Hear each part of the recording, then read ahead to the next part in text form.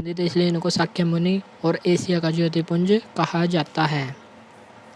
इनका जन्म कब हुआ था? 563 BC यानी कि 563 ईसा पूर्व में, लेकिन NCERT के अनुसार इनका जन्म 566 BC में हुआ था। और जन्म कहाँ पर हुआ था? लुम्बिनी वन, कपिलवस्तु, नेपाल में हुआ था। जन्म कहाँ पर हुआ? लुम्बिनी वन में, नेपाल में। और यदि पूछा जाए बौद्ध धर्म के संस्थापक कौन हैं? गौतम बुद्ध। इनको किस किस नाम से जाना जाता है? एशिया का ज्योतिपुंज और शाक्य मुनि के नाम से इनको जाना जाता है।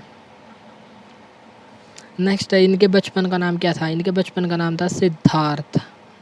और इनके पिता का नाम क्या था? शुद्धोधन। शुद्धोधन इनके पिता थे। और किस वंश से संबंधित है? शाक्य कुल का क्षत्रिय इनको कहा जाता था। और माता का नाम क्या था? महामाया। इनकी माता थी जो कोलीय वंश से संबंधित थी। ये भी हमको ध्यान रखना पड़ेगा।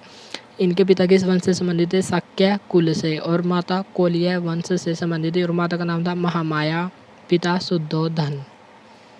इनका पालन पोषण किसने किया? प्रजापति गौतमी ने, जो इनकी मौसी लगती थी। और यही आगे चलकर महात्मा बुद्ध यानी कि गौतम बुद्ध की प्रथम महिला शिष्या भी बनी थी। 16 वर्ष की आयु में इनका विवाह एक यशोधरा नामक युवती के साथ किया गया। और इनका एक पुत्र भी हुआ था जिसका नाम राहुल था। इनका सारथी का नाम क्या था? चन्ना या चाण भी कहा जाता था। और इनका घोड़ा था कंथक। ये सभी हमको ध्यान रखने हैं। इनके माता का नाम, इनके पिता का नाम था शुद्धोधन, माता महामाया। और पालन पोषण किसने किया? प्रजापति गौतमी ने, जो आगे चलकर इनकी प्रथम महिला शिष्या भी बनी।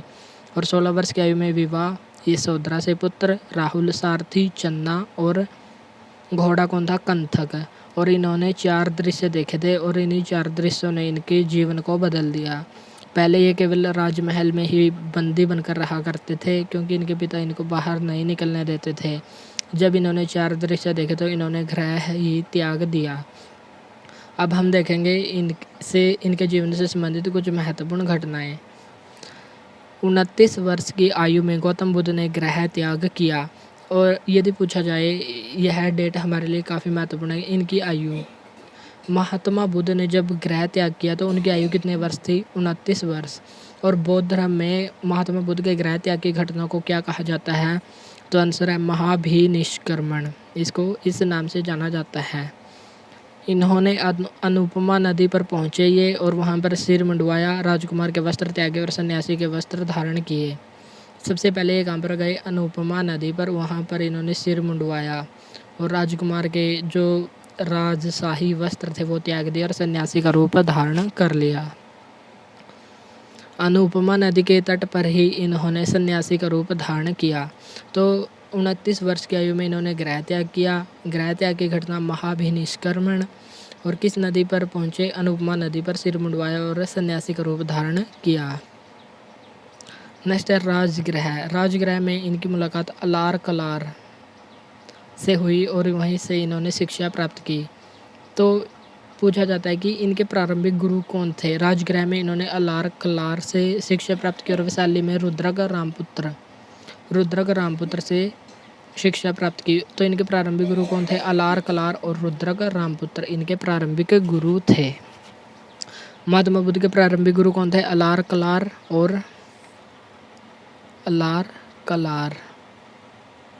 और रुद्रक रामपुत्र, ये इनके प्रारंभिक गुरु थे।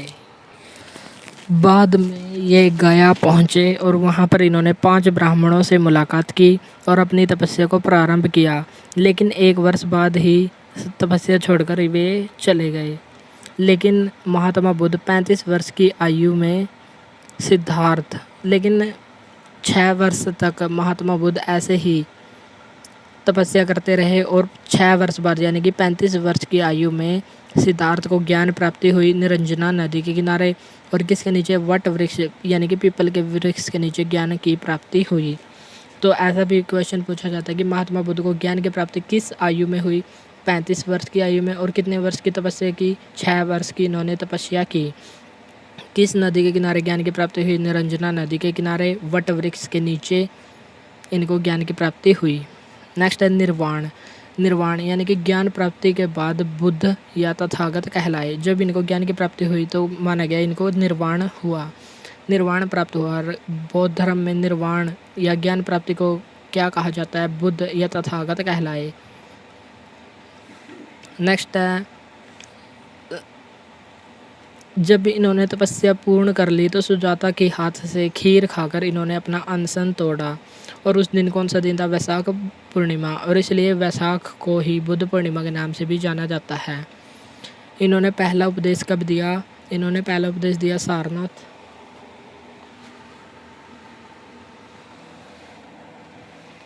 इन्होंने पहला उपदेश सारनाथ में दिया, ऋषिपत्नम मृगदाब वन में दिया। और बौद्ध धर्म में इस घटना को क्या माना जाता है? धर्म चक्र परिवर्तन।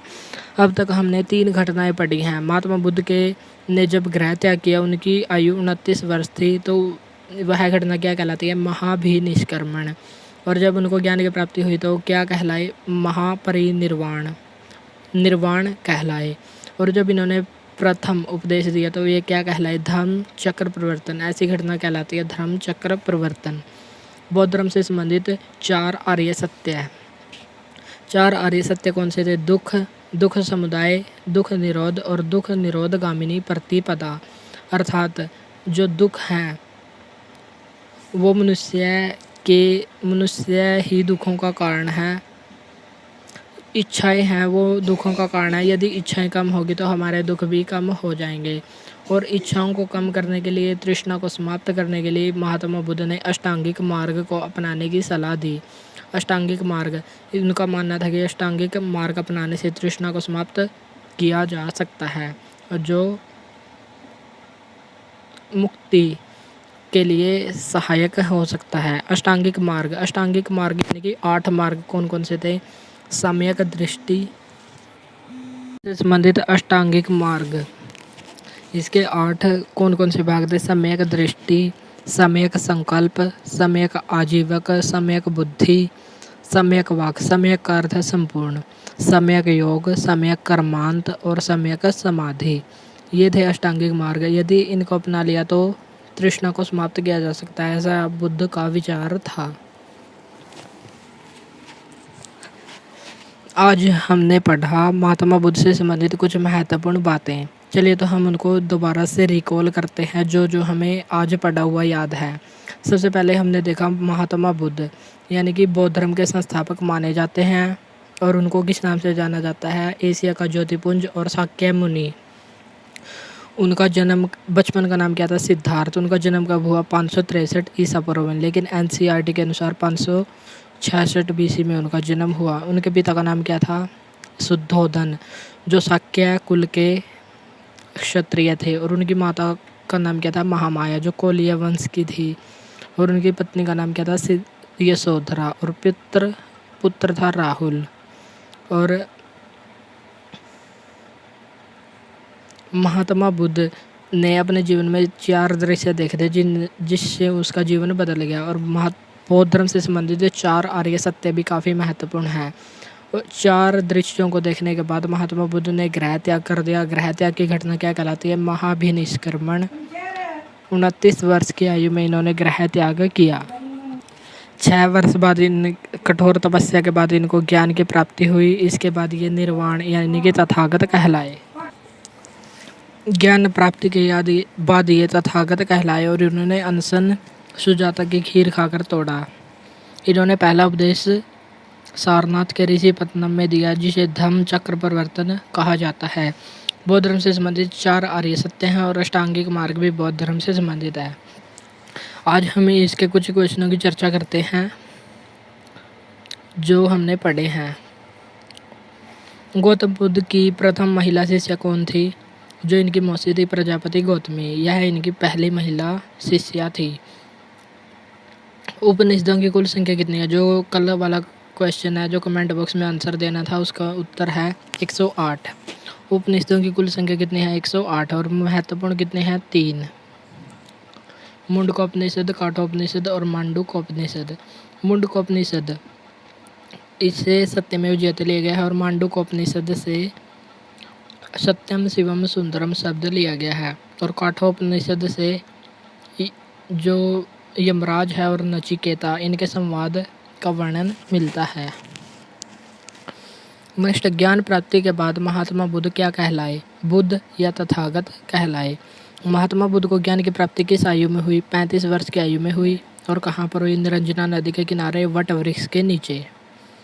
किस बौद्ध ग्रंथ में 16 महाजनपदों की जानकारी मिलती है? इसका आंसर आपको देना है कमेंट बॉक्स में। आज के लिए इतना ही, मिलते हैं नेक्स्ट क्लास में। Thank you very much. Hello everyone, welcome back to my YouTube channel. हम कर रहे थे बौद्ध धर्म। हमने कल बौद्ध धर्म की शुरुआत की थी और उसमें देखा था कि हमने बौद्ध धर्म के संस्थापक कौन है और बौद्ध धर्म के संस्थापक जो महात्मा बुद्ध थे उनसे संबंधित जो जीवन से संबंधित घटनाएं थी उनका जीवन परिचय था, उसके बारे में हमने देखा था। आज हम करेंगे बौद्ध धर्म से संबंधित महत्वपूर्ण बातें और बौद्ध धर्म से संबंधित जो 4 महत्वपूर्ण सभाएं हुई थी, बौद्ध संगीतियाँ हुई थी, उनकी भी चर्चा आज हम करेंगे।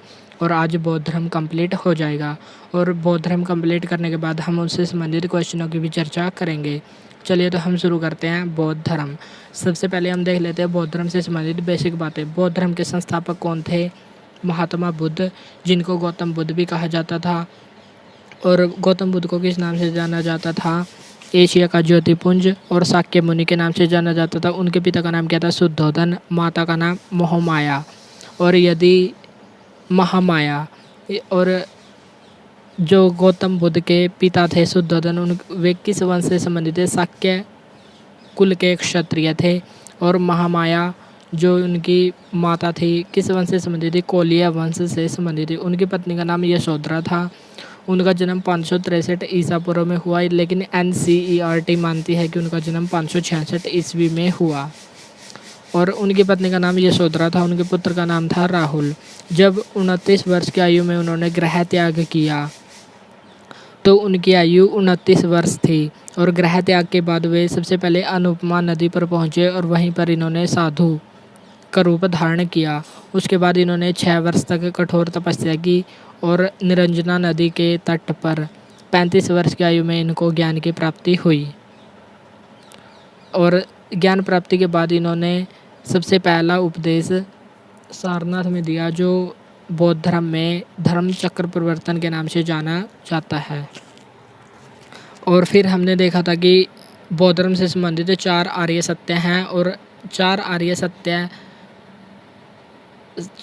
सत्यों से हमें मुक्ति मिल सकती है। और मुक्ति प्राप्त करने के लिए हमें तृष्णाओं से छुटकारा पाना होगा। और तृष्णाओं को दूर करने के लिए महात्मा बुद्ध ने अष्टांगिक मार्ग को बताया था। और आज हम करेंगे उससे आगे बौद्ध धर्म के त्रिरत्न। बौद्ध धर्म के त्रिरत्न कौन कौन से हैं? बुद्ध, धम्म और संघ। ये बौद्ध धर्म के त्रिरत्न माने गए हैं। 3 रत्न माने गए हैं, बुद्ध, धम्म और संघ। गौतम बुद्ध ने सर्वाधिक उपदेश कहाँ पर दिए? यदि पूछा जाए पहला उपदेश कहाँ पर दिया तो सारनाथ पर, और यह घटना कहलाती है धर्म चक्र प्रवर्तन। और यदि पूछा जाए सर्वाधिक उपदेश कहाँ दिए? श्रावस्ती में दिए और पाली भाषा में दिए, क्योंकि बौद्ध धर्म से संबंधित भाषा है पाली। और जो बौद्ध धर्म से संबंधित महत्वपूर्ण ग्रंथ हैं त्रिपिटक यानी कि शुद्ध पिटक, विनय पिटक और अभिधम्म पिटक, वो भी पाली भाषा में ही रचित हैं। गौतम बुद्ध का प्रथम शिष्य कौन था? यदि पूछा जाए प्रथम शिष्य तो आंसर होगा तपस्सु और भल्लुक। भल्लुक को काल्यक भी कहा जाता है, ये एक शूद्र था। ये प्रथम शिष्य थे। और यदि पूछा जाए प्रथम महिला शिष्य तो इनकी ही मौसी थी जिन्होंने इनका पालन पोषण किया था, प्रजापति गौतमी। इनको ही महात्मा बुद्ध की प्रथम महिला शिष्या माना जाता है। और यदि पूछा जाए प्रधान शिष्य यानी कि फेमस शिष्य कौन कौन से थे? आनंद और उपाली। नेक्स्ट है अपने जीवन के अंतिम समय में वे कुशीनगर पहुँचे और अंतिम उपदेश किसने दिया? किससे को दिया? सुभज्ज को। सुभज्ज को अपना अंतिम उपदेश दिया। तो उपदेश से संबंधित कुछ 4 ही महत्वपूर्ण क्वेश्चन बनते हैं। पहला उपदेश कहाँ पर दिया? सारनाथ में। और इनका सर्वाधिक उपदेश कहाँ पर दिया? श्रावस्ती में। पहला शिष्य कौन था? तपस्सु और भल्लुक। प्रथम महिला शिष्य कौन थी? प्रजापति गौतमी। और प्रधान शिष्य आनंद और उपाली। और अंतिम उपदेश कहाँ पर दिया? सुभज्ज को दिया। और अपने जीवन के अंतिम समय में चुंद लोहार के घर भोजन खाने के लिए गए और भोजन में इन्होंने क्या खाया? सूअर का मांस, और जिससे इनको अतिसार रोग हो गया और 80 वर्ष की आयु में कुशीनगर में इनकी मृत्यु हो गई। और यदि पूछा जाए इनकी मृत्यु कब हुई तो आंसर है 483 ईसा पूर्व में। बौद्ध धर्म में इनकी मृत्यु को क्या कहा जाता है? महापरिनिर्वाण। और बौद्ध धर्म से संबंधित महत्वपूर्ण घटनाएं हैं। जब इन्होंने गृह त्याग किया तो इन बौद्ध धर्म में घटना क्या कहलाती है?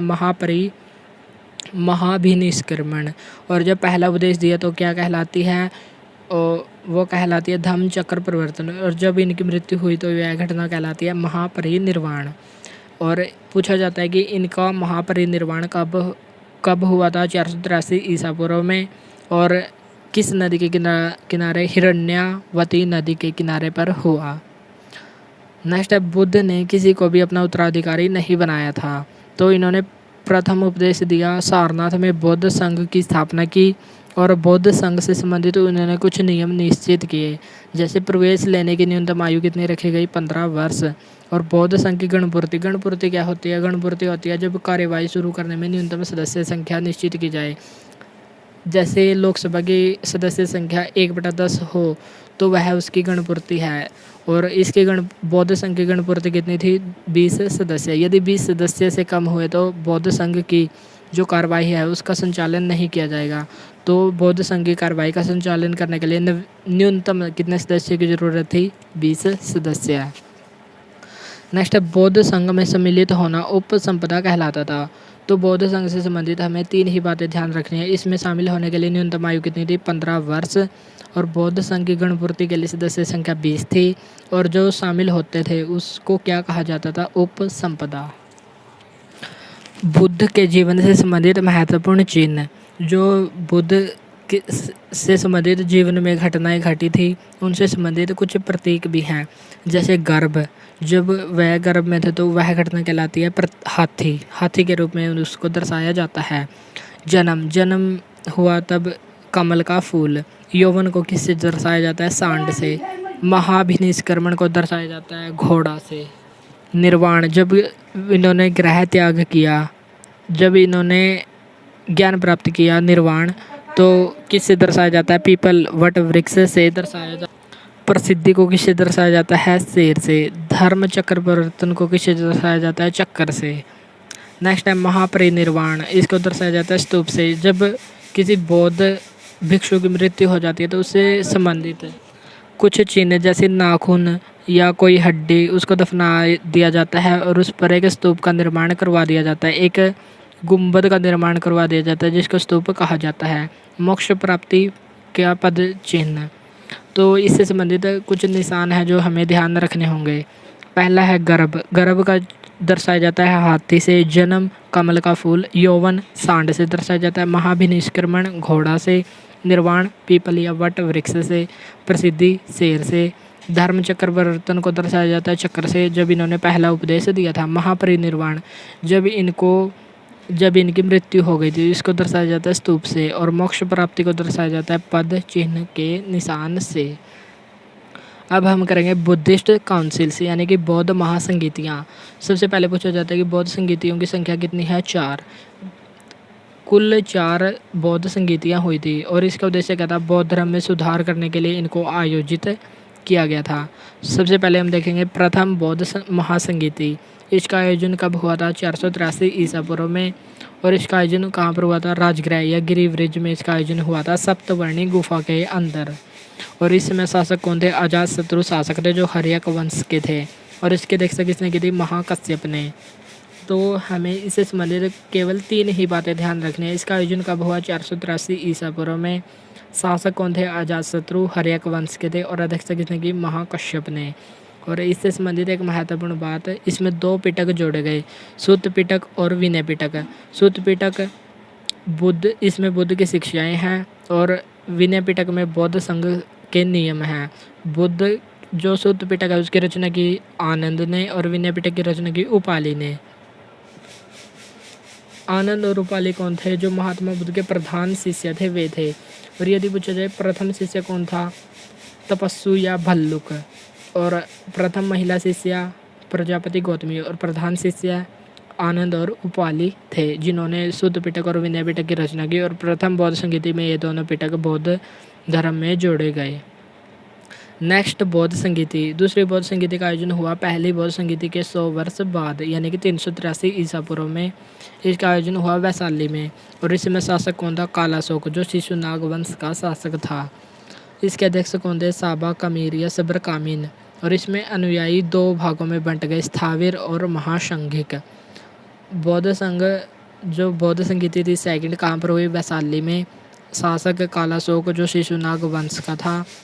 अध्यक्ष कौन थे? सभा कामिर इसके शासक अध्यक्ष थे। नेक्स्ट है तीसरी बौद्ध संगीति। तीसरी बौद्ध संगीति कब हुई? 251 ईसा पूर्व में और इसमें शासक था अशोक और पाटलिपुत्र में इसका आयोजन हुआ। अशोक को कौन नहीं जानता? वे थे मौर्य वंश के महान शासक जिन्होंने कलिंग विजय के युद्ध के बाद युद्ध को ही त्याग दिया था। वे एकमात्र शासक थे जिन्होंने विजय के बाद युद्ध को त्यागा और इन्होंने किस बौद्ध संगीति में भाग लिया? तीसरी बौद्ध संगीति का इन्होंने आयोजन करवाया और इसके अध्यक्ष कौन थे? मोगलीपुत्र तीस। अशोक द्वारा बौद्ध धर्म में तीसरा पिटक जोड़ा गया। तो 2 पिटक कब जोड़े गए? पहली बौद्ध संगीति में और पहली बौद्ध संगीति हुई थी 483 ईसा पूर्व में। इसमें 2 पिटक जोड़े थे, शुद्ध पिटक, विनय पिटक। और थर्ड पिटक जोड़ा गया जो थर्ड बैठक थी, थर्ड बौद्ध संगीति थी, उसमें अशोक द्वारा बौद्ध धर्म में तीसरा पिटक जोड़ा गया और उसका नाम क्या था? अभिधम्म पिटक। इसकी रचना किसने की? मोगलीपुत्र तीस ने। जिसने इसकी अध्यक्षता की थी उसने इसकी रचना की थी। अभिधम्म पिटक में किसका वर्णन किया गया? अशोक के समकालीन जो बौद्ध भिक्षु थे उनकी जीवनियों का वर्णन इसमें किया गया है। तो कभी कभी पूछा जाता है कि जो 3 पिटक थे उनमें किसका वर्णन है? शुद्ध पिटक में बुद्ध की शिक्षाओं का, विनय पिटक में बौद्ध संघ से संबंधित जो नियम थे उनका, और जो विनय पिटक है अभिधम्म पिटक में किसका वर्णन है? अशोक के समकालीन बौद्ध भिक्षुओं की जीवनियों का। यदि पूछे शुद्ध पिटक की रचना किसने की? आनंद ने। विनय पिटक की रचना उपाली ने और जो अभिधम्म पिटक है उसकी रचना किसने की? मोगलीपुत्र तीस के द्वारा इसकी रचना की गई। नेक्स्ट है फोर्थ बुद्धिस्ट काउंसिल यानी कि चौथी बौद्ध संगीति। इसका आयोजन हुआ प्रथम शताब्दी में।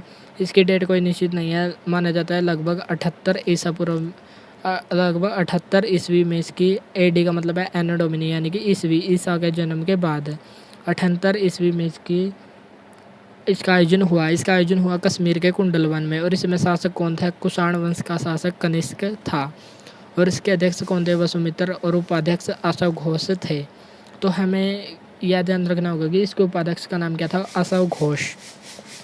इसी महासंगीति में बौद्ध धर्म 2 समुदायों में विभाजित हो गया, हीनयान और महायान। यह संगीति इसलिए महत्वपूर्ण है क्योंकि इसमें बौद्ध धर्म 2 संघों में विभाजित हो गया, हीनयान और महायान 2 शाखाओं में विभाजित हो गया और वे 2 शाखा हमारे लिए काफ़ी महत्वपूर्ण है। चलिए तो हम उनकी चर्चा करते हैं। कौन कौन सी 2 शाखाओं में बौद्ध धर्म चौथी संगीति के दौरान विभाजित हुआ? हीनयान और महायान। हीनयान और महायान में क्या क्या अंतर था? जो मूर्ति पूजा में विश्वास नहीं करते थे वे थे हीनयान और वे हीनयान गौतम बुद्ध को एक महापुरुष मानते थे। ये बौद्ध धर्म की शिक्षाओं को कट्टरता से उसी रूप में स्वीकार करते थे जिस रूप में विद्यमान है। हीनयान के साहित्य की भाषा पाली थी और ये म्यांमार, श्रीलंका और इंडोनेशिया में मिलते हैं। और यदि देखें महायान इनसे विपरीत थे। जैसे ये मूर्ति पूजा में विश्वास नहीं करते थे तो ये मूर्ति पूजा में विश्वास करते थे। यदि हीनयान गौतम बुद्ध को महापुरुष मानते थे तो महायान गौतम बुद्ध को भगवान मानते थे। और ये बौद्ध धर्म की बुद्ध शिक्षाओं को कट्टरता से पालन करते थे, लेकिन महायान उन शिक्षाओं को सुविधानुसार बदलाव करके उनको मानते थे। हीनयान की साहित्य की भाषा पाली थी, मतलब ये कट्टरता से मानते थे तो इनकी भाषा पाली होगी और ये सुविधानुसार मानते थे तो इनकी भाषा, यानी कि जब संस्कृत प्रचलन में थी तो संस्कृत सबको समझ में आती थी, सुविधानुसार थी, तो महायान के साहित्य की भाषा संस्कृत थी। और ये कहाँ कहाँ पाए जाते थे? जैसे म्यांमार, श्रीलंका, इंडोनेशिया में। तो शेष एशिया में महायान पाए जाते थे। ये थे हीनयान और महायान। चलिए तो हम जो 4 बौद्ध संगीति है उनको जल्दी जल्दी रिवाइज कर लेते। पहली बौद्ध संगीति का आयोजन कहाँ पर हुआ? इसका आयोजन हुआ 483 ईसा पूर्व में, जो राजगृह गिरिव्रिज में इसका आयोजन हुआ। अजातशत्रु शासक थे जो हर्यक वंश के थे और इसके अध्यक्ष कौन थे? महाकश्यप। नेक्स्ट बौद्ध संगीति हुई इसके 100 वर्ष बाद यानी कि 383 ईसा पूर्व में और अध्यक्ष कौन थे? शिशुनाग वंश के शासक थे और शासक का नाम क्या था, कालाशोक। और इसकी अध्यक्षता किसने की थी,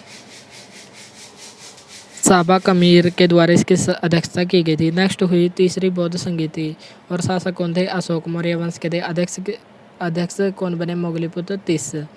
नेक्स्ट हुई फोर्थ बौद्ध संगीति जो पहली शताब्दी में हुई और इसके अध्यक्ष थे वसुमित्र और उपाध्यक्ष अशोक। शासक थे कनिष्क, कुषाण वंश के शासक। और इसी में बौद्ध धर्म दो शाखाओं में विभाजित हुआ, हीनयान और महायान। हीनयान जो प्राचीनतम, जो कट्टरता से बौद्ध धर्म को मानते थे वे थे हीनयान, और जो सुविधानुसार बौद्ध धर्म की शिक्षाओं को मानते थे वे थे महायान।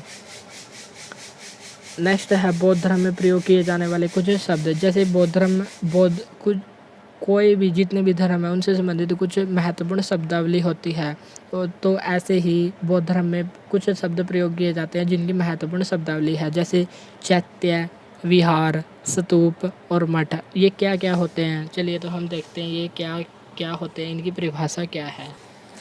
सबसे पहले है चैत्य। चैत्य किसको कहा जाता है, जो बौद्ध धर्म में पूजा स्थल होता है उसको चैत्य कहा जाता है। जैसे हिंदू धर्म में पूजा स्थल को मंदिर कहा जाता है, उसी प्रकार जो बौद्ध धर्म में पूजा स्थल है जहाँ पर पूजा अर्चना की जाती है उसको क्या कहते हैं, चैत्य।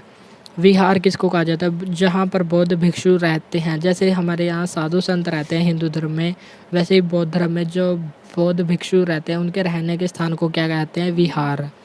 मठ किसको कहा जाता है, जहाँ पर बौद्ध शिक्षाएं दी जाती हैं और वर्षा ऋतु में विश्राम करने का स्थल। जहाँ पर बौद्ध धर्म से संबंधित शिक्षाएं दी जाती हैं और वर्षा ऋतु में बौद्ध धर्म के अनुयायी यात्रा नहीं करते। वर्षा ऋतु में रहने का स्थान और जहाँ पर बौद्ध शिक्षाएं दी जाती हैं उसको क्या कहते हैं, मठ। नेक्स्ट है स्तूप। बौद्ध भिक्षुओं के शरीर के अवशेषों पर बनी हुई स्मारक या पवित्र इमारतें। जैसे बौद्ध भिक्षु होते हैं उनके जो शरीर के अवशेष होते हैं, जैसे नाखून, पैर, जो हड्डी होती है, उनके शरीर के अवशेषों पर जो भी किसी इमारत का निर्माण करवाया जाता है या पवित्र स्थल का निर्माण करवाया जाता है तो उनको स्तूप कहा जाता है। जैसे सांची का स्तूप मध्य प्रदेश में है और उसका निर्माण करवाया था अशोक ने। ये है महत्वपूर्ण शब्दावली, चैत्य, विहार, मठ और स्तूप। चैत्य कौन से होते हैं, पूजा स्थल। विहार बौद्ध भिक्षुओं का रहने का स्थान। और मठ जहाँ पर बौद्ध शिक्षाएं दी जाती हैं और बारिश में बौद्ध भिक्षु रहते हैं। स्तूप जो बौद्ध भिक्षु होते हैं उनके शरीर के अवशेषों पर बनाई गई पवित्र इमारत है। अब हम चर्चा कर लेते हैं महत्वपूर्ण क्वेश्चनों की जो बौद्ध धर्म से संबंधित हैं। कल हमने पूछा था एक क्वेश्चन, किस बौद्ध ग्रंथ से 16 महाजनपदों की जानकारी प्राप्त होती है। उसका आंसर है अंगुत्तर निकाय। अंगुत्तर निकाय से हमें 16 महाजनपदों की जानकारी प्राप्त होती है। नेक्स्ट, बौद्ध धर्म में पूजा स्थल को क्या कहा जाता है। हमने जस्ट अभी पढ़ा, पूजा स्थल कौन से होते थे, चैत्य। और यदि पूछा जाए बौद्ध भिक्षुओं का निवास स्थान तो विहार। और यदि पूछा जाए जहाँ पर बौद्ध शिक्षाएं दी जाती थी और बारिश में बौद्ध भिक्षु रहते थे उसको क्या कहा जाता था, मठ। और बौद्ध भिक्षुओं के शरीर के अवशेषों पर बनी इमारत क्या कहलाती हैं, वे कहलाती हैं स्तूप। नेक्स्ट है बौद्ध धर्म में स्तूप किसका प्रतीक है। स्तूप प्रतीक है महापरिनिर्वाण का। जब बौद्ध धर्म के संस्थापक महात्मा बुद्ध की मृत्यु हुई तो उस घटना को क्या कहा जाता है, महापरिनिर्वाण। और सांड किसका प्रतीक है, यौवन का। हाथी किसका प्रतीक है, गर्भ का। और वट वृक्ष निर्वाण का प्रतीक है, निर्वाण यानी कि ज्ञान प्राप्ति। और ज्ञान प्राप्ति के बाद बुद्ध क्या कहलाते, बुद्ध या तथागत कहलाए थे। प्रथम बौद्ध संगीति कब हुई थी, 483 ईसा पूर्व में। और इस समय शासक कौन थे, अजात शत्रु। और इसके अध्यक्ष कौन थे, महाकश्यप है। और पहली बौद्ध संगीति में ही 2 पिटक जोड़े गए थे, सुत्त पिटक और विनय पिटक। सुत्त पिटक में बौद्ध धर्म की शिक्षाएं हैं और इसमें बौद्ध संघ से नियम है। विनय पिटक में सुत्त पिटक की रचना आनंद ने की और विनय पिटक की रचना उपाली के द्वारा की गई। नेक्स्ट क्वेश्चन है, किस बौद्ध संगीति के दौरान बौद्ध धर्म 2 भागों में विभाजित हुआ। यदि पूछे किस बौद्ध संगीति में 2 पिटक जोड़े गए तो आंसर है पहली बौद्ध संगीति। यदि पूछा जाए थर्ड पिटक किस स्मृति में जोड़ा गया, थर्ड, तो थर्ड स्मृति में ही जोड़ा जाएगा। नेक्स्ट है, किस बौद्ध संगीति के दौरान बौद्ध धर्म 2 भागों में बंट गया, तो आंसर है चौथी बौद्ध संगीति जो कुंडलवन कश्मीर में हुई थी। इसमें हीनयान और महायान में बंट गया। हीनयान जो कट्टर बौद्ध की शिक्षाओं को मानते थे और इनकी भाषा पाली थी, लेकिन महायान जो सुविधा अनुसार बौद्ध की शिक्षाओं को ग्रहण करते थे और इनके साहित्य की भाषा संस्कृत थी। ये बौद्ध महायान थे जो महात्मा बुद्ध को भगवान मानते थे। नेक्स्ट क्वेश्चन है, महात्मा बुद्ध ने अपना प्रथम उपदेश कहाँ दिया? प्रथम उपदेश पूछे तो सारनाथ में दिया, और यह घटना कहलाती है धर्म चक्र परिवर्तन। ये और यदि पूछे सर्वाधिक उपदेश कहाँ दिए तो आंसर होगा श्रावस्ती। नेक्स्ट क्वेश्चन है, बुद्ध धर्म का प्रथम शिष्य है। गौतम बुद्ध का प्रथम शिष्य कौन था? तपस्वी या भल्लुक। और यदि पूछे प्रथम महिला शिष्य तो आंसर होगा प्रजापति गौतमी। और यदि पूछे प्रधान शिष्य तो आंसर होंगे आनंद और रूपाली। आनंद ने किस ग्रंथ की रचना की थी? सूत्र पिटक की। और रूपाली ने विनय पिटक की रचना की थी। नेक्स्ट है, गौतम बुद्ध की माता महामाया किस वंश से संबंधित थी? तो आंसर होगा कोलिय वंश। और आज का क्वेश्चन है जिसने आपको कमेंट बॉक्स में बताना है इस क्वेश्चन का आंसर। क्वेश्चन है, गौतम बुद्ध के बचपन का नाम क्या था? इसका आंसर आप कमेंट बॉक्स में देना। आज हमने किया बौद्ध धर्म को कंप्लीट। कल हम शुरू करेंगे जैन धर्म, और जैन धर्म के आधे पार्ट को हम लगभग कंप्लीट कर देंगे, और इसी प्रकार 2 दिन में जैन धर्म कंप्लीट हो जाएगा। मिलते हैं नेक्स्ट क्लास में। आज के लिए इतना ही। Thank you.